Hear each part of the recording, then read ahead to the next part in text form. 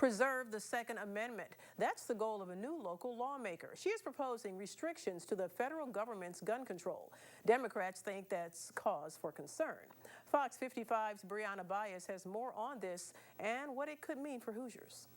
This is Representative Lorissa Sweet's first term, and her first act, Second Amendment preservation. There have long been attacks on our Second Amendment right from the federal government, and they will continue to persist. Her primary concerns that President Biden will ban certain semi-automatic guns, restrict magazine capacity, eliminate immunity for gun manufacturers, and mandate background checks for firearm sales. But Chair of the Allen County Democratic Party, Derek Camp, says things like background checks are necessary. Background checks help identify people with underlying mental illnesses that should not be having a gun. Background checks also identify domestic abusers.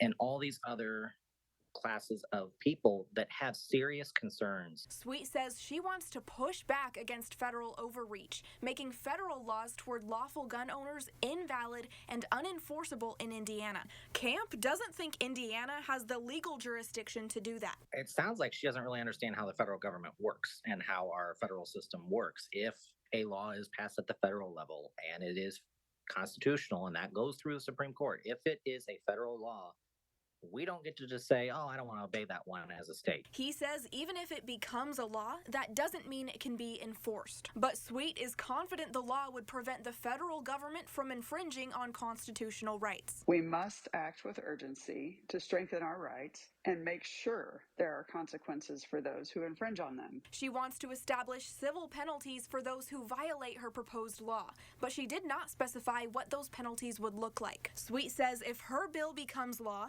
Indiana would join 19 other states that already have similar legislation. In Fort Wayne, I'm Brianna Bias, Fox 55 News. House Bill 1117 was co-authored by 3 other GOP representatives and is still in the early stages. But Camp says if it's enacted, there will be lawsuits. Fox 55 will, of course, continue to update you as Sweet moves forward with this bill.